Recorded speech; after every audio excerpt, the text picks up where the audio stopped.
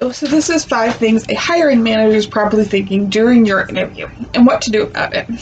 So whether you've interviewed over 1 million times or can count on one hand how many times you've been face to face with a hiring manager, the process is always stressful. Not only are you trying your hardest to present the very best version of yourself, you're also attempting to read your audience and gather as much information as you can about the role, the company culture, and the organization itself. So, no pressure, right? Well, ask any hiring manager what it's like to make a hiring decision, and she'll most likely tell you that it's no easy task for her either. Making the right choice can be difficult, especially when she's choosing from a group of well-qualified applicants. So how can you tip the scales in your favor? In addition to coming to each and every interview well prepared, trying putting yourself in the shoes of the person sitting across from you. Last time I checked, no one has yet figured out how to read minds, but we can get pretty close by addressing the 5 common thoughts almost every hiring manager probably has during your interview. 1 is, can I manage this person? A supervisor isn't going to hire someone that he doesn't believe he can work with. Managers come in all shapes and sizes. Some are hands-off and expect their employees to do what they need to do with little or no supervision. Others like to receive daily updates, religiously review time cards, and schedule regular check-in meetings with their staff. If you like to get regular feedback and crave face time with your supervisor, a laid-back person may not be the best fit for you. Conversely, if you're an independent operator who relishes autonomy, a hands-on supervisor probably isn't a great match for your work style. So when your potential future boss begins thinking about your match as manager and employee during your interview, what can you do? To start, you can show that you're a great listener by making eye contact, taking notes, asking questions, and giving thoughtful answers. Mention that you pride yourself on taking accountability for your workplace. Appreciate constructive feedback and are excited about continuing to grow your skill set. So when I had my interview recently, I was very nervous. Once I got in there, I was able to take a breath and answer everything the way she, and explained my work style. And she asked me a few constructive. I just took a breath and said, okay, give me a minute to think. I thought, and then I gave her the answer that would be true and most likely go with the position. So, you should also, at some point during their meeting, you should also get an opportunity to pose a few questions. Try asking your potential supervisor how she would describe her management style. If her answer is in line with your preference, and say, that sounds great. I find that I work very well with managers who are hands-on and provide lots of detailed feedback. This is my downfall, is asking questions back. Usually I feel like I got enough from the interview, but it does look really good if you can ask them a question. So 2, does this person truly understand this role? Interviewers want to be sure that you not only know what you'd be getting yourself into, but that you've done your homework. Be sure that you thoroughly reviewed the job description before your interview.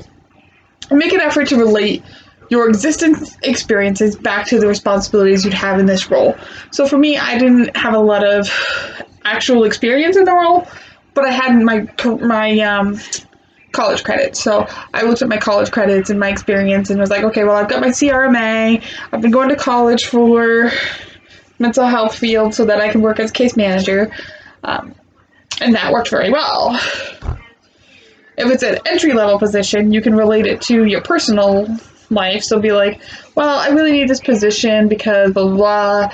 I think it'd be a good fit because I work well in a team, for example, is one thing you could say.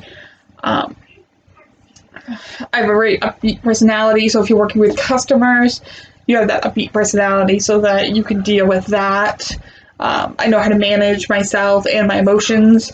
So those are things you could say for an entry level if you don't have the experience or the education like I did. So question number 3, is this person actually excited about working here? Similar to having in-depth understanding of potential opportunity, it's important to show that you are genuinely excited about the organization as a whole. Of course, not every interview is going to be your dream company, but try your best to find something that is interesting to you. Was the company recently named one of the best places to work in your area? Is the department you'd be working in creatively innovating new products? Things like that. Although, along with wondering if you're truly excited about this opportunity, an interviewer will want to gauge whether you're a good fit. So during the meeting, take the opportunity to ask about the team, their work style, and the company culture. 4, will this person make me look good? To a certain degree, an employer's performance is a reflection on her supervisor.